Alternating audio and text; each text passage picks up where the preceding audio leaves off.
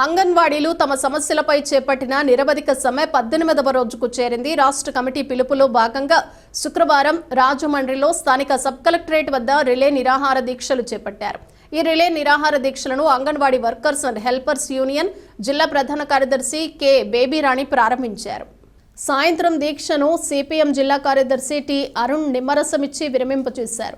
అరుణ్ మాట్లాడుతూ అంగన్వాడీల సమస్యలు పరిష్కరించకపోతే గత పాలకులకు పట్టిన గతే పడుతుందని హెచ్చరించారు.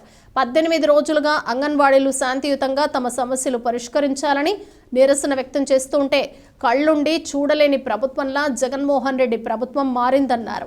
మంత్రుల బృందం చర్చలకు పిలిచి అంగన్వాడీలకు ఇచ్చిన వేతనాలపై అసత్యాలు మాట్లాడుతున్నారని, అంగన్వాడీలకు ఇచ్చే వేతనాల్లో ఆంధ్రప్రదేశ్ దేశంలోనే 6వ స్థానంలో ఉందని, వాస్తవాలను పక్కన పెట్టి అంగన్వాడీ వేతనాలు దేశంలో అందరికంటే ఎక్కువ ఇస్తున్నామని చెప్పటం విడ్డూరంగా ఉందన్నారు.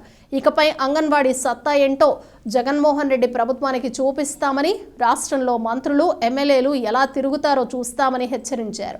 జిల్లా అధ్యక్షురాలు సిహెచ్ మాణిక్యాంబ, సిఐటియు జిల్లా అధ్యక్ష ప్రధాన కార్యదర్శులు M Sundarababu, B Rajulova, T Savitri, TS Prakash, Annapurna, K Sharada, Sunitha, Ramalakshmi, Mariyamma, Sravanthi, Munni, anganwadi వర్కర్లు, హెల్పర్లు పాల్గొన్నారు.